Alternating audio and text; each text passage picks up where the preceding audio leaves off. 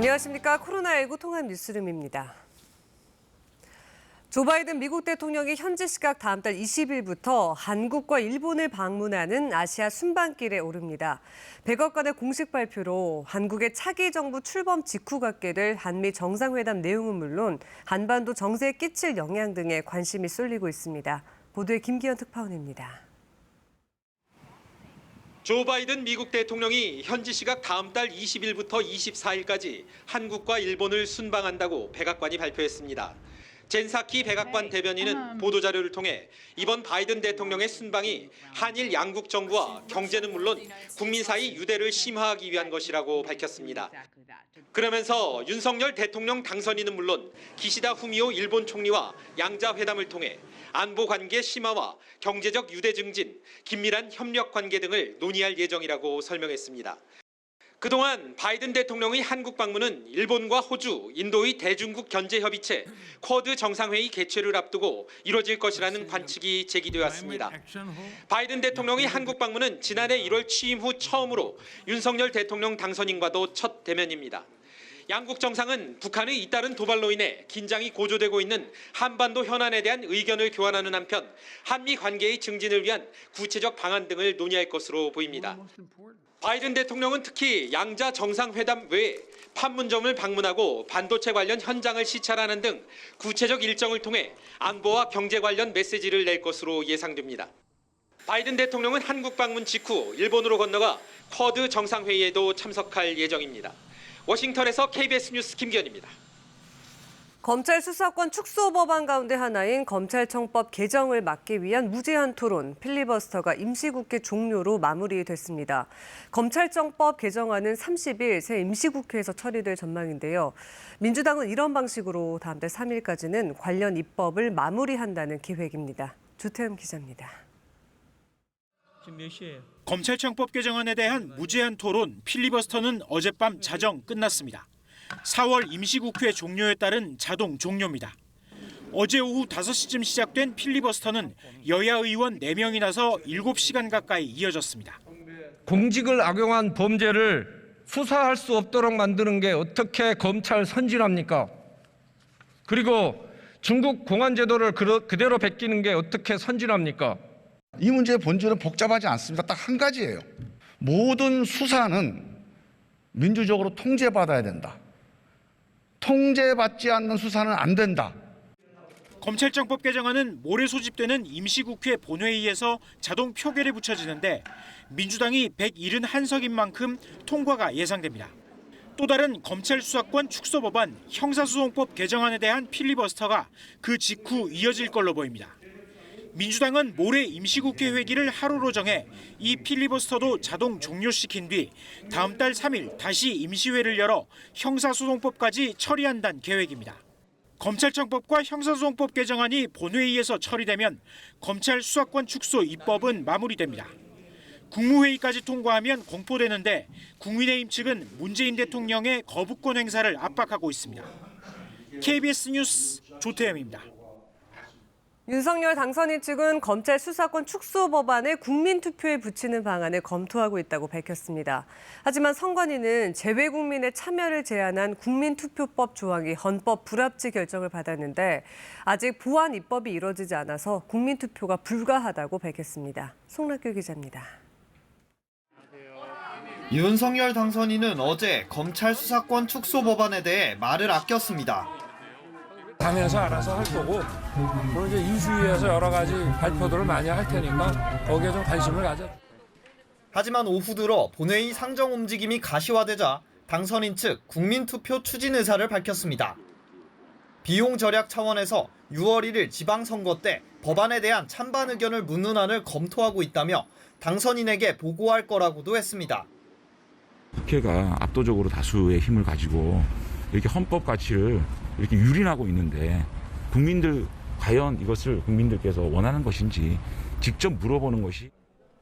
민주당은 곧바로 국민투표 요건부터 맞지 않는다고 지적했습니다. 헌법상 대통령은 외교와 국방, 통일, 기타 국가 안위에 관한 중요 정책을 국민투표에 붙일 수 있는데 단순히 여야 찬반이 뚜렷하다는 이유만으로 투표에 붙일 수 있냐는 겁니다. 당선인이 알고 있는 헌법이 무슨 달나라 헌법인지 모르겠어요. 상권 분립을 전면 부정하는 반헌법적 주장에 불과합니다. 반나절도 안 돼 선관위가 답을 내놨습니다. 현행법으론 투표인 명부 작성이 불가해 국민투표가 불가능하다고 했습니다. 2014년 헌법재판소가 재외국민의 참여를 제한한 현행 국민투표법이 투표권을 침해한다며 헌법 불합치 결정을 내렸기 때문입니다. 헌재는 2015년 말까지 국회에 보완 입법을 요구했는데 21대 국회 들어 제출된 개정안은 상임위 문턱조차 넘지 못했습니다. KBS 뉴스 송락규입니다. 김인철 사회부총리 겸 교육부 장관 후보자는 감사원 최고의사결정기구의 감사위원으로도 활동했습니다. 감사원 재직 당시에도 법인 카드를 사용했는데 KBS 취재 결과 또 다른 부정 사용 의혹이 나왔습니다. 교수들에게 밥을 사면서 자신이 출마하는 외국어대 총장 선거 지지를 요청했다는 내용입니다. 유효윤 기자입니다. 서울의 한 특급 호텔에 있는 고급 레스토랑. 2012년 12월 중순 당시 외대 교수 A씨는 동료 교수와 함께 김인철 후보자의 초청으로 이 식당에 왔습니다. 김 후보자가 감사원 감사위원으로 재직 중이던 시기입니다.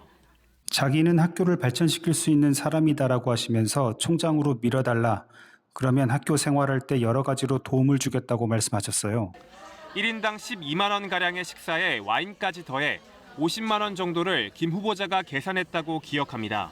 평소 돈을 쓰는 사람이 아닌데 저희한테 비싼 밥을 사는 건 법인카드를 쓴 거라고 생각했죠. 교수들한테 밥을 많이 사서 소문도 났어요. 민주당 김철민 의원실을 통해 김 후보자의 감사원 감사위원 재직 당시 업무 추진비 내역을 확보했습니다. 2012년 12월 11일 실제로 해당 호텔에서 45만 원 정도가 결제됐는데 사용 목적은 감사 결과 이견 조정 활동으로 적었습니다.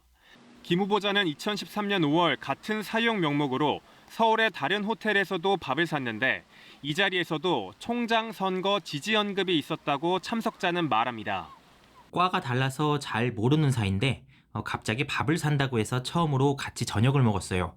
선거 때 도와달라고 했고 관용차로 데려다 준다고 하길래 불편해서 거절했어요. 자신의 총장 선거 운동에 감사원 업무 추진비를 쓰고 사용 목적까지 허위 기재했다는 의혹이 나올 수밖에 없습니다. 김 후보자가 감사 결과 이견 조정 활동 명목으로 식당과 호텔 등에서 감사원 업무 추진비를 쓴 건 2012년 약 1,200여만 원, 2013년 620만 원 정도입니다. 2013년 11월 김 후보자는 교수협의회 투표에서 1위를 차지해 외대 총장에 선임됐습니다. 이에 대해 김 후보자는 오래된 일이라 잘 기억나지 않지만 업무 추진비는 감사원 업무와 관련해 사용한 것으로 안다고 답했습니다. KBS 뉴스 유호윤입니다. 새 정부의 내각 후보자들, 이들의 자녀들이 아파트를 구입하는 과정에서 이른바 아빠, 엄마 찬스를 이용해서 많은 논란이 되고 있습니다. 이종섭 국방장관 후보자도 마찬가지인데요. 20대 사회초년생인 이 후보자의 자녀가 4년 전에 서울의 한 아파트를 매입했는데 불명확한 자금 출처에 대해서 취재에 들어가자 재산 신고 누락을 인정하면서 해명했습니다. 우한울 기자가 취재했습니다. 이종섭 국방부 장관 후보자의 장녀 이모 씨는 20대 중반이던 2018년 2월 이 아파트 14평형을 샀습니다. 매입가는 5억 5천만 원, 전세금 3억 1천만 원을 낀 이른바 갭 투자였는데 현금 2억 4천만 원이 모자랐습니다. 당시는 정부 대출 규제가 본격화되던 시기. 신 DTI가 내일부터 시행됩니다. KBS는 이 씨가 정부에 신고한 자금 조달 계획서를 입수했습니다. 필요한 돈 2억 4천만 원을 충당한 내역을 보면 1억 8천만 원을 사인에게 빌렸고 은행 대출이 1,500만 원, 자신의 현금과 예금으로 4,500만 원을 보탰다고 신고했습니다. 그런데 아파트 매입 2달 전 이종섭 당시 합참 차장이 신고한 장녀 예금은 1,423만 원 뿐이었습니다. 출처 없는 현금 3천여만 원이 매입 자금에 쓰인 겁니다. 문제없다고 버티던 이종섭 후보 측은 뒤늦게 말을 바꿨습니다. 장녀의 예금이 더 있었는데 재산 공개 때 누락됐다고 해명했습니다. 실제로는 증권사 예치금 3,500만 원 등 장녀의 예금이 5,200만 원이었다는 겁니다. 사회초년생이 그런 많은 현금을 보유하고 있다라는 것들이 그 의혹을 받을 수 있어서 고의적으로 재산 신고에서 누락한 것이 아닌가 이렇게 의문이 듭니다. 후보자 장녀가 국토부에 빌린 돈이라고 신고한 1억 8천만 원 역시 엄마에게 받은 돈으로 확인됐습니다. 1억 원은 빌렸고 8천만 원은 증여받았습니다. 이자를 실질적으로 냈는지 그 이자도 사실은 부모님이 지원해 준 게 아닌지 그러면 결국 그 1억도 증여라고 볼 가능성이 있는 것 같고. 이번 인사청문 자료에서 이 후보자의 장녀는 독립생계를 이유로 재산 공개를 거부했습니다. KBS 뉴스 우한울입니다. 국내 코로나19 신규 확진자가 8일째 10만 명대 아래를 기록했습니다. 중앙방역대책본부는 오늘 0시 기준 신규 확진자 수가 국내 발생 5만 7,443명, 해외 유입 21명으로 모두 5만 7,464명이라고 밝혔습니다. 위중증 환자는 하루 새 6명 늘어 552명입니다. 사망자는 122명 늘었고 누적 치명률은 0.13%로 집계됐습니다.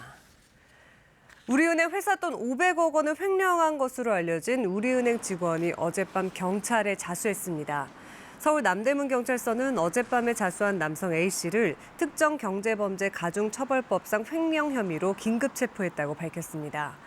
A씨는 우리은행 차장급 직원으로 기업 매각 관련 자금 약 500억 원을 2012년부터 2018년까지 횡령한 것으로 알려졌습니다. 새 정부에서 코로나19 어떻게 대처할지 인수위가 청사진을 내놨습니다.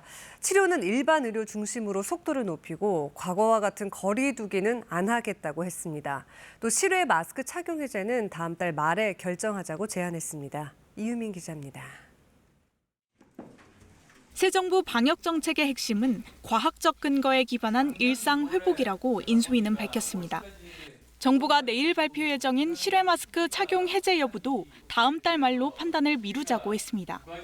국내 확진자 추이, 또 먼저 마스크를 벗은 해외 상황 등을 면밀히 살피겠다는 겁니다. 외국 선진국에서 실외 마스크를 해제한 그 수준 정도로까지 내려오면 아마 그게 가능하지 않을까. 가을철 재유행 대비 계획도 내놨습니다.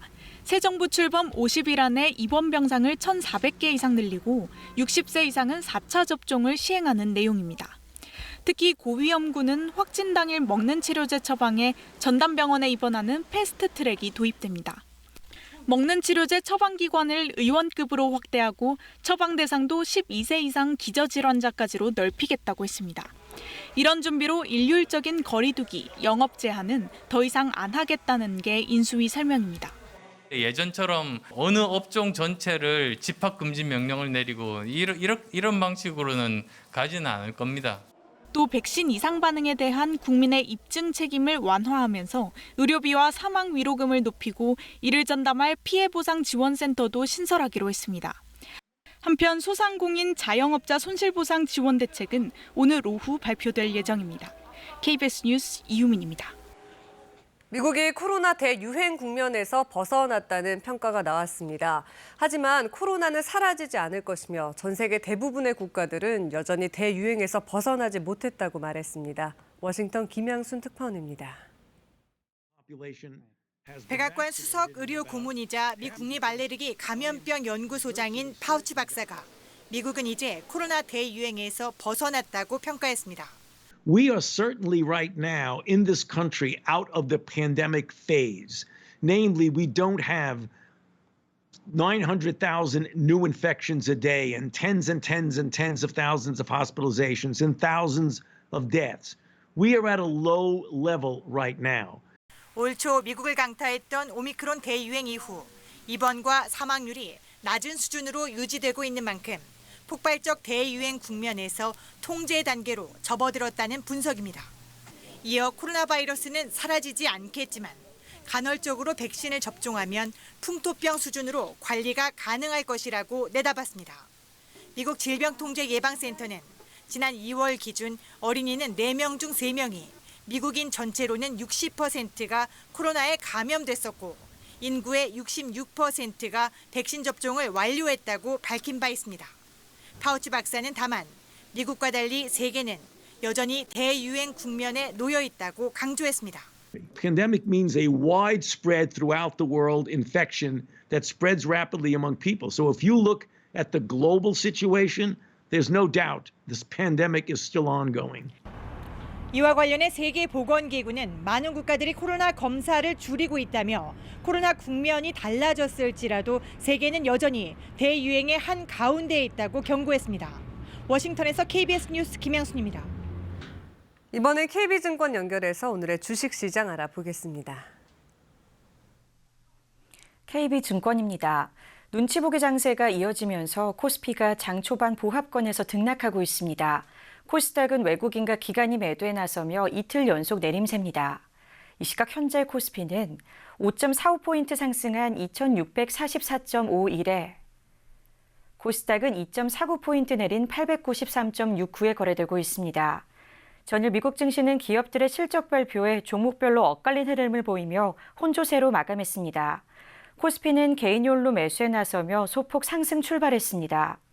LG화학이 1분기 호실적을 기록하면서 6거래일 만에 상승하고 있고 실외 마스크 해제에 대한 기대감에 화장품주들이 급등세를 보이면서 아모레퍼시픽이 강세를 나타내고 있습니다. 삼성 엔지니어링은 1분기 호실적을 발표하며 사흘째 오름세입니다. 한편 SK바이오사이언스가 차익 실현 매물이 쏟아지며 나흘 만에 하락하고 있습니다. 이 시각 현재 달러화에 대한 원화 환율은 1,265원 80전에 거래되고 있습니다. 지금까지 KB증권이었습니다.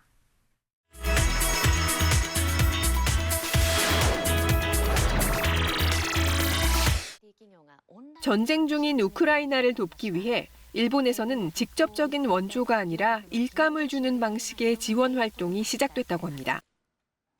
일본 오사카의 벤처기업 대표 요시무라 씨는 최근 후쿠시마에 있는 한 학원 웹사이트 제작을 우크라이나에 발주했습니다.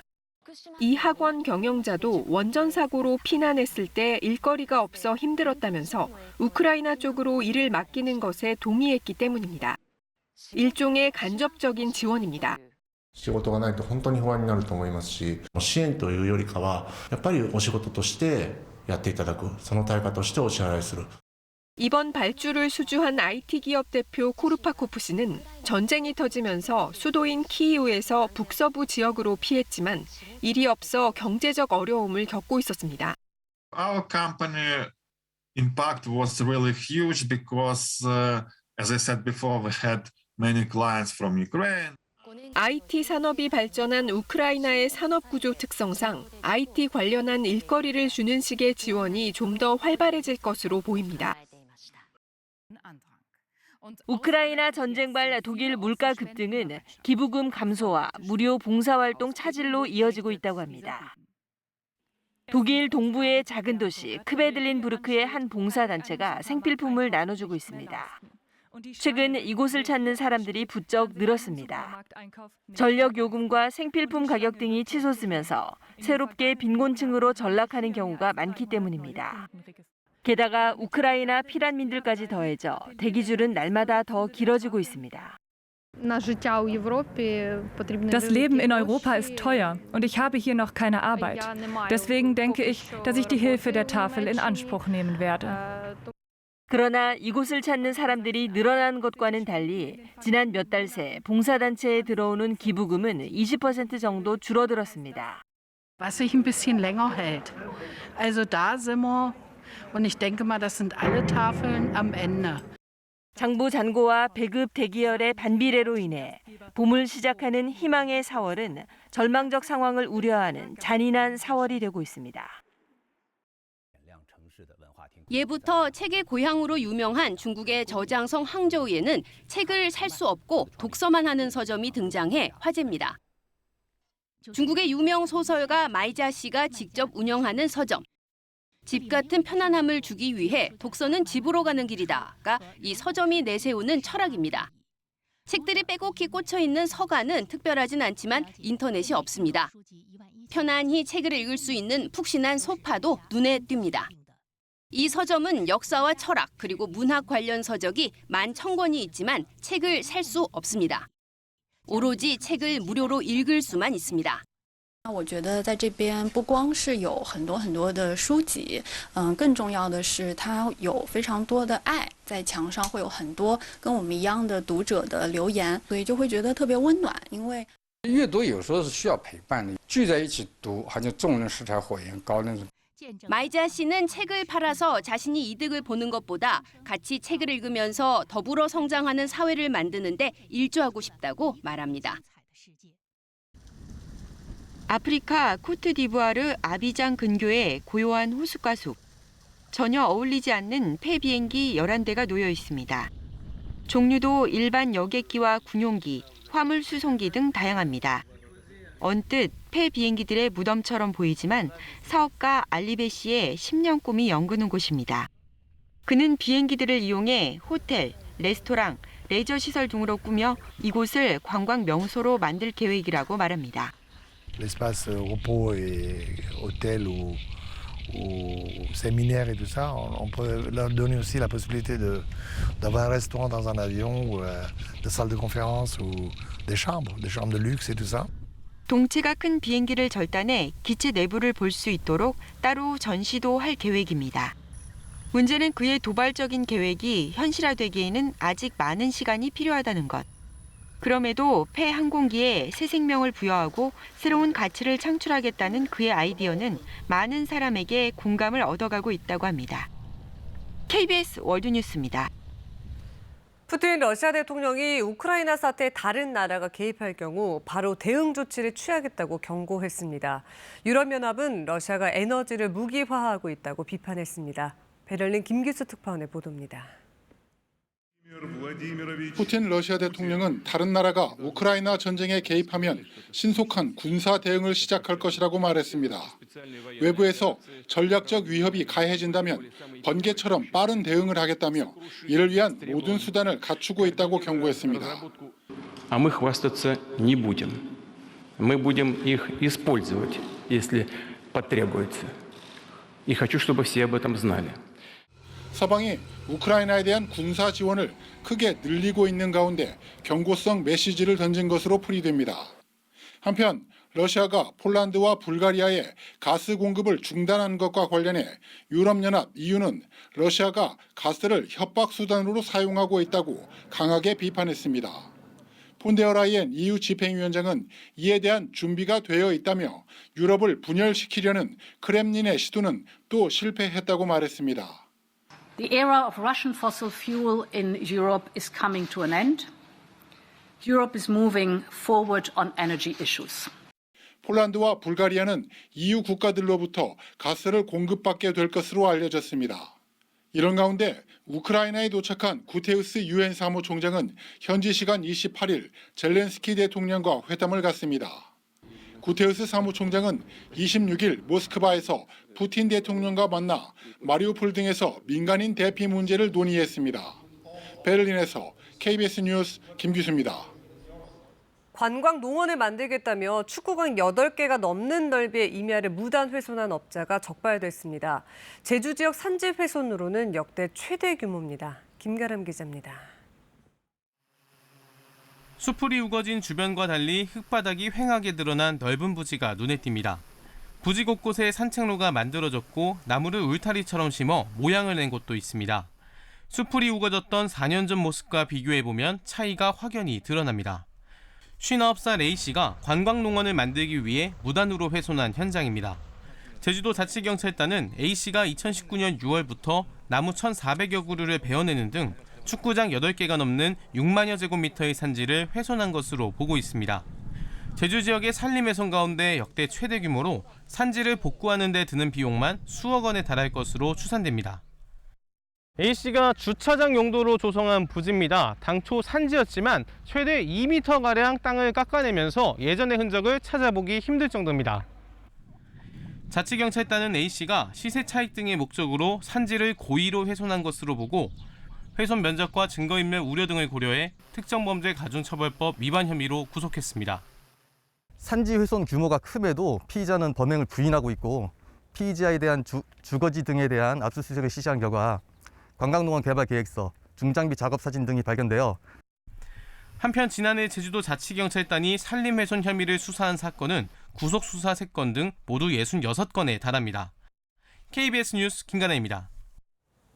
최근 이상기후에 꿀벌 개체 수까지 급감하면서 개화기를 맞은 과수농가들의 고심이 깊어지고 있습니다. 급기야 꽃 수정을 위해서 수입한 외국산 벌까지 등장했습니다. 보도에 송국혜 기자입니다.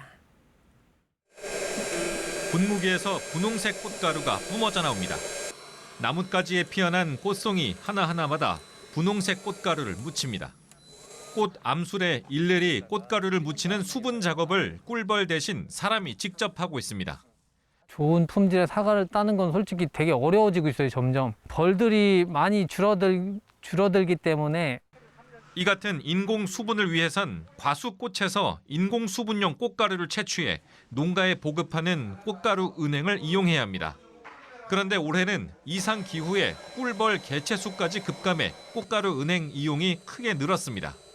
충북 청주의 경우 꽃가루 은행을 이용한 인공 수분 면적이 지난해 21만 8천 제곱미터에서 올해는 41만 제곱미터로 2배 가까이 증가했습니다. 올해 꿀벌 등 방화곤충의 활동이 저조해서 이제 많은 과수농가분들이 수정 불량이 걱정되셔가지고 꽃가루 은행을 많이 이용해 주시는 것 같습니다. 이뿐만이 아닙니다. 꽃이 피는 개화기에만 한시적으로 활동하는 인공 수분용 수입산 벌까지 등장했습니다. 꿀벌이 급감하면서 당초 겨울철 비닐하우스에서 수정을 위해 이용하던 수입한 벌을 과수 농장에서 활용하고 있습니다. 이상 기온 현상에 꿀벌 집단 실종까지. 개화 시기 꽃 수정을 해야 하는 과수 농가들의 고심이 깊어지고 있습니다. KBS 뉴스 송국혜입니다. 3월에서 5월에 이르는 봄은 1년 가운데 기온 변화가 가장 큰 계절입니다. 봄철에서도 특히 4월에 일교차가 심한데요.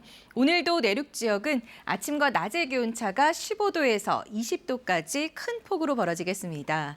오늘 아침 내륙 지역은 한 자릿수까지 내려가 쌀쌀하게 출발했습니다. 하지만 낮에는 어제보다 1도에서 4도 정도 기온이 높겠습니다. 오늘 서쪽 지역은 황사가 남아 영향을 주겠습니다.